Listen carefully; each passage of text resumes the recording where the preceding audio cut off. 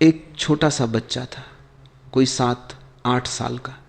एक दिन वह अपने पिता के पास आया और उसने पूछा, पिताजी क्या ईश्वर ने यह संसार बनाया? पिता ने कहा, हाँ बेटे। बच्चे ने फिर पूछा, तो ईश्वर को किसने बनाया? पिता रुक गए। बच्चा फिर बोला, और ईश्वर से पहले क्या था? पिता चुप हो गए। यही प्रश्न हर सभ्यता ने पूछा है, हर दार्शनिक ने पूछा है, हर धर्मशास्त्री ने पूछा है, और जो सच में जानते थे वे चुप हो गए, जो नहीं जानते थे उन्होंने उत्तर दे दिया। आज हम एक ऐसे शब्द की यात्रा पर निकलेंगे जो सुनने में बहुत सरल है, शून्य, पर इसकी गहराई ऐसी है कि जो उसमें उतरा वह लौटकर नहीं आया, या यूं कहो वह लौटा तो सही लेकिन बदला हुआ लौटा। शून्य वह है जो ईश्वर से पहले था, शून्य वह है जो ईश्वर के बाद भी रहेगा, और शून्य वह है जो तुम्हारे भीतर अभी भी है। इसी क्षण 5000 साल पहले भारत की उस धरती पर जहां आज भी नदियां बहती हैं, किसी ऋषि ने, जिसका नाम हम नहीं जानते, कुछ ऐसा लिखा जो आज भी दुनिया के हर दार्शनिक को हैरान कर देता है। यह ऋग्वेद का 10वां मंडल है, 129वां सूक्त, जिसे नासदीय सूक्त कहा जाता है, सृष्टि का गीत। और यह गीत शुरू होता है इन शब्दों से, नास दासी नो सदासीत दानीम, अर्थात तब न सत था न असत था। रुको जरा इस वाक्य को समझो। सत्य यानी जो है, और असत यानी जो नहीं है। ऋषि कह रहे हैं कि तब न जो है वह था और न जो नहीं है वह था। यह कैसा कथन है? तर्क की भाषा में तो यह असंभव लगता है, क्योंकि या तो कुछ होता है या नहीं होता है, तीसरा क्या हो सकता है? लेकिन ऋषि कहते हैं कि वही तीसरा था, वही शून्य था। फिर वे आगे कहते हैं कि न मृत्यु थी, न अमृता थी, न रात थी, न दिन था, न वायु थी, न आकाश था, केवल वह एक था जो बिना वायु के अपनी ही शक्ति से श्वास लेता था। और इसके बाद वे सबसे साहसी बात कहते हैं, यह सृष्टि कहां से आई, किसने बनाई? शायद उसने स्वयं बनाई, शायद नहीं भी बनाई। जो उच्चतम लोक में बैठकर देखता है वह जानता है, या शायद वह भी नहीं जानता। 5000 साल पहले एक ऋषि ने लिखा कि शायद ईश्वर भी नहीं जानता कि यह सब कैसे हुआ। यह निराशा नहीं है, यह अज्ञान भी नहीं है, यह ज्ञान की उच्चतम अवस्था है, जहां मनुष्य जान जाता है कि कुछ ऐसा है जिसे जाना नहीं जा सकता, केवल अनुभव किया जा सकता है, और उसी कुछ का नाम है शून्य। अब जरा एक और बात देखो, संस्कृत में शून्य का अर्थ है रिक्त, खाली, व्योम। गणित में शून्य वही है जिसे हम शून्य अंक कहते हैं, और यह शून्य कितना अद्भुत है। अपने आप में वह कुछ नहीं, लेकिन किसी भी संख्या के पीछे लग जाए तो उसे बदल देता है। 1 के पीछे लगे तो 10 बन जाता है, 10 के पीछे लगे तो 100 बन जाता है, 100 के पीछे लगे तो 1000 बन जाता है। शून्य स्वयं कुछ नहीं है, लेकिन हर चीज को अनेक गुना कर देता है। यही उसका रहस्य है, यही उसकी शक्ति है। ईश्वर से पहले शून्य था, और शून्य से ही ईश्वर प्रकट हुआ। आज से लगभग 18-20-100 साल पहले दक्षिण भारत में एक व्यक्ति जन्मा, नाम था नागार्जुन। बुद्ध के बाद उन्हें बौद्ध दर्शन का सबसे बड़ा आचार्य माना जाता है। नागार्जुन ने एक शब्द को पूरी दुनिया के दर्शन के सामने रख दिया, शून्यता। उन्होंने कहा कि सब दार्शनिक शून्यता की सिंह गर्जना से भयभीत हो जाते हैं, क्योंकि वे जहां भी जाते हैं शून्यता उनकी प्रतीक्षा में होती है। नागार्जुन की बात ध्यान से सुनो। उन्होंने कहा कि हर चीज शून्य है, लेकिन इसका अर्थ यह नहीं कि कुछ भी नहीं है। वे कह रहे थे कि हर चीज अपने स्वभाव से रिक्त है। स्वभाव यानी कोई भी वस्तु अपने दम पर स्वतंत्र रूप से अस्तित्व नहीं रखती। ये कुर्सी जिस पर तुम बैठे हो, क्या ये अपने आप में केवल कुर्सी है? नहीं, ये लकड़ी है जो किसी पेड़ से आई। वह पेड़ मिट्टी से था, मिट्टी वर्षा से थी, वर्षा सूर्य से जुड़ी थी, सब कुछ एक दूसरे से जुड़ा है। कोई भी वस्तु अकेली नहीं है, कोई भी वस्तु अपने आप में नहीं है। इसे प्रतीत्य समुत्पाद कहा गया, अर्थात परस्पर आश्रित उत्पत्ति। और अब हृदय सूत्र की वह पंक्ति सुनो जो बौद्ध धर्म की सबसे बड़ी उपलब्धियों में से एक है। रूपम, शून्यता। शून्यता एव रूपम, रूप शून्यता है और शून्यता ही रूप है। ये क्या पहेली है, इसे समझो। आकाश को देखो, आकाश खाली है, इसलिए बादल आ सकते हैं, इसलिए पक्षी उड़ सकते हैं, इसलिए सूर्य चमक सकता है। यदि आकाश भरा हुआ होता तो कुछ भी संभव नहीं होता। आकाश की रिक्तता ही उसकी शक्ति है, आकाश की शून्यता ही उसकी परिपूर्णता है। रूप शून्यता से आता है और जब रूप विदा होता है तो उसी शून्यता में लौट जाता है। यह शून्यवाद नहीं है और यह शाश्वतवाद भी नहीं है, यह मध्य मार्ग है। बुद्ध का मध्य मार्ग, नागार्जुन का मध्य मार्ग। और एक बात, जिन्हें लगता है कि बुद्ध नास्तिक थे, वे बुद्ध को समझे ही नहीं। बुद्ध ने ईश्वर को इसलिए नकारा क्योंकि यदि ईश्वर है तो तुम पूरी तरह खाली नहीं हो सकते। यदि आत्मा है तो तुम्हारा अहंकार उसके पीछे छिप जाएगा। बुद्ध ने कहा कि सब कुछ छोड़ो और तब जो बचता है वही सत्य है।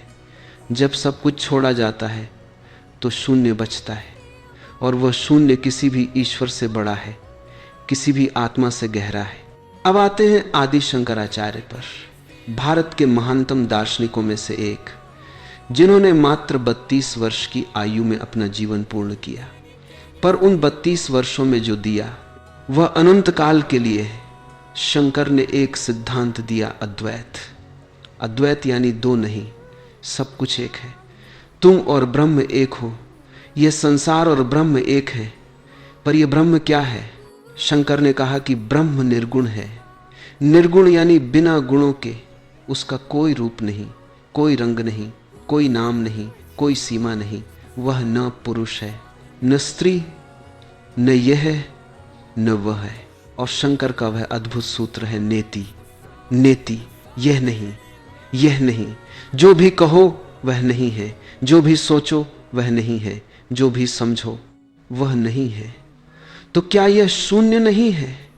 शंकर का निर्गुण ब्रह्म और बुद्ध की शून्यता, क्या वे एक ही सत्य की दो भाषाएं नहीं हैं?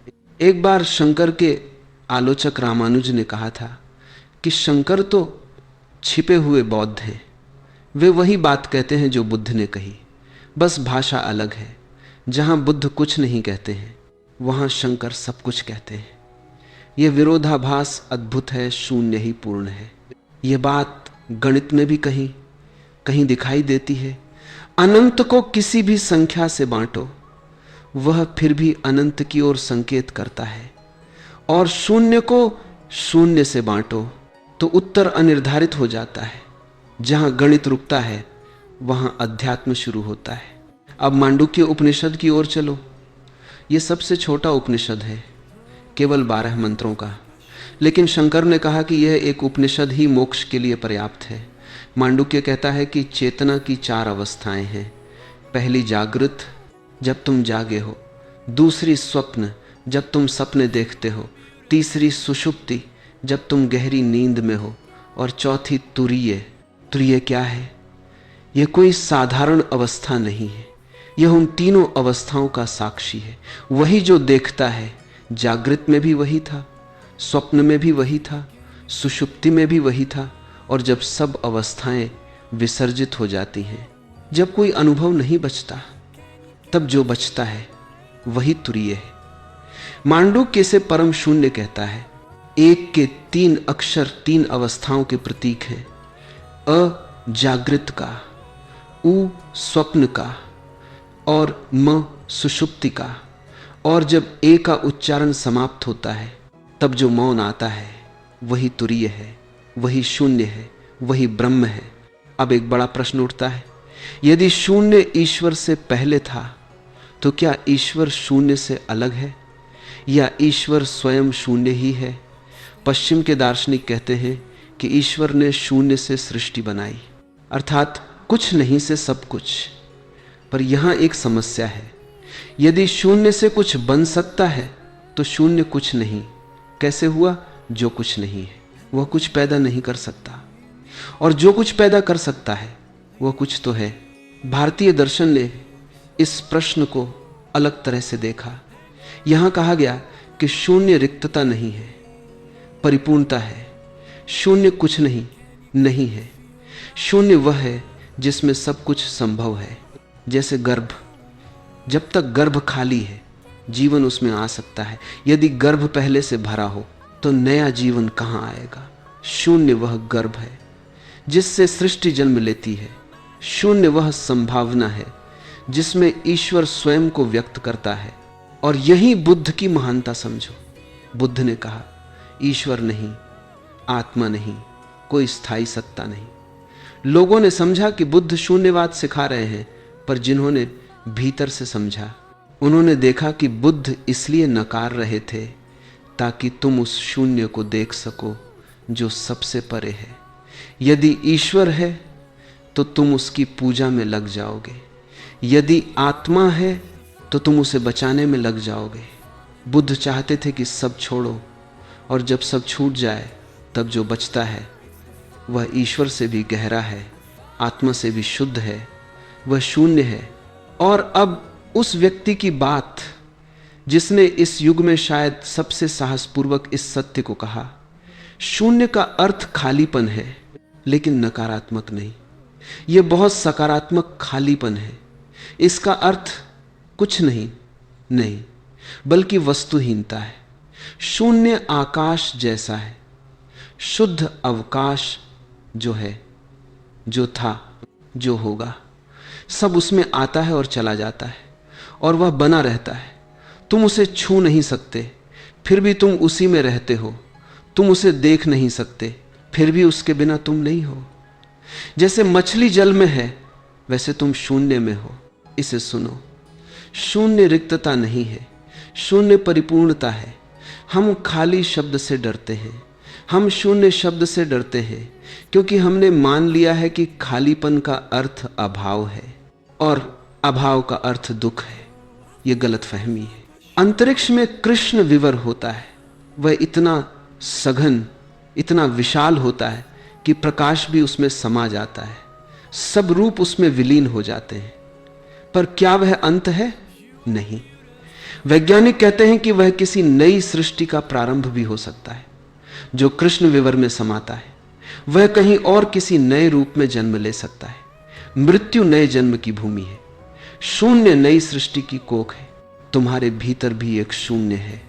वह शून्य तुम्हारी परिधि पर नहीं, तुम्हारे केंद्र में है। परिधि पर सब कुछ है, विचार, भावनाएं, इच्छाएं, भय, पर केंद्र में शून्य है।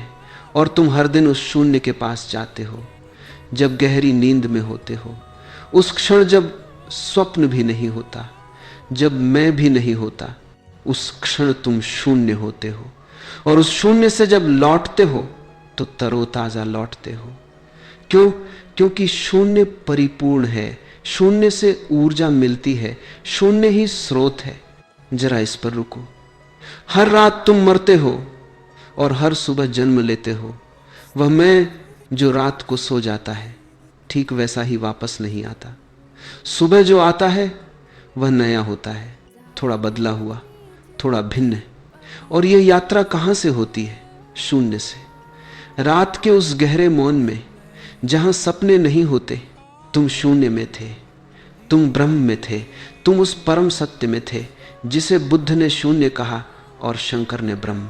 और अब सबसे बड़ी बात, सुनने में सरल पर समझने में जन्म लग जाते हैं। तुम स्वयं शून्य हो। अहंकार शून्य से डरता है, इसलिए हम हर समय कुछ न कुछ भरते रहते हैं। मन में विचार भरते हैं, जीवन में काम भरते हैं, रिश्तों में अपेक्षाएं भरते हैं, घरों में सामान भरते हैं। क्यों? क्योंकि यदि सब हट जाए तो शून्य सामने आ जाएगा और उस शून्य में मैं नहीं रहेगा। अहंकार शून्य से इसलिए डरता है क्योंकि शून्य में अहंकार टिक नहीं सकता। अहंकार भरने से जीता है। यदि सब भरा हुआ है तो अहंकार सुरक्षित लगता है, और यदि भीतर खालीपन आ जाए तो अहंकार मरने लगता है। यही मृत्यु मोक्ष है, यही मृत्यु समाधि है। इस विरोधाभास को समझो। बुद्ध एक रात बोधि वृक्ष के नीचे बैठे थे। उस रात उन्होंने सब कुछ छोड़ दिया, सारे विचार, सारी अपेक्षाएं, सारी इच्छाएं, और अंत में मैं भी। जब सब छूट गया तो क्या हुआ? सब मिल गया। जब मैं नहीं रहा तो पूरी सृष्टि मैं हो गई। यही शून्य है। जिस क्षण तुम शून्य हो जाते हो, उसी क्षण तुम सब कुछ हो जाते हो। शून्य ही पूर्ण है। यह गणित का सूत्र नहीं, अध्यात्म का सूत्र है। जब शून्य सभी संख्याओं का आधार है, जब शून्य के बिना कोई संख्या पूरी तरह समझ ही नहीं जा सकती, तो शून्य सब कुछ है, शून्य पूर्ण है। और जब तुम शून्य हो जाते हो तब तुम पूर्ण हो जाते हो। यही वो उत्तर है जो हर दार्शनिक को चुप कर देता है। दार्शनिक पूछता है ईश्वर से पहले क्या था? शून्य उत्तर देता है चुप्पी। और ये चुप्पी खाली नहीं है, ये परिपूर्ण है। ये वह मौन है जिसमें सब शब्द जन्म लेते हैं। ये वह अंधकार है जिसमें सब प्रकाश उत्पन्न होता है। यह वह अवकाश है जिसमें सब ब्रह्मांड तैरते हैं। एक कथा है, एक शिष्य ने गुरु से पूछा, मोक्ष के बाद क्या होता है? गुरु चुप रहे। शिष्य ने फिर पूछा, समाधि में क्या दिखता है? गुरु फिर चुप रहे। शिष्य ने तीसरी बार पूछा, ब्रह्म क्या है? गुरु ने कहा, यही। शिष्य बोला, यही क्या? गुरु ने कहा, यह चुप्पी उत्तर नहीं है, यह उत्तर से परे है। भाषा में जो कहा जाए वह अपूर्ण है, जो न कहा जाए वह पूर्ण है। शून्य भाषा से परे है, शून्य विचार से परे है, शून्य दर्शन से परे है। इसलिए जो जानते हैं वे चुप हो जाते हैं, और जो नहीं जानते वे बोलते रहते हैं। नासदीय सूक्त के ऋषि ने कहा था। शायद वह भी नहीं जानता। यह अज्ञान नहीं है, यह ज्ञान की परम अवस्था है। जब तुम जान जाते हो कि जानना असंभव है, तभी जानना शुरू होता है। यही विरोधाभास शून्य का स्वाद है। और अब मैं तुमसे एक काम करने को कहूंगा। यह कोई बड़ी क्रिया नहीं है, यह कोई कठिन साधना नहीं है। बस एक क्षण के लिए रुको, सब विचारों को जाने दो, सब प्रश्नों को जाने दो, सब उत्तरों को जाने दो। और इस क्षण में जो बचता है वही शून्य है, वही तुम हो, वही ब्रह्म है। बुद्ध ने उसे शून्य कहा, शंकर ने उसे ब्रह्म कहा, ऋषियों ने उसे न सत कहा न असत कहा, किसी ने उसे आकाश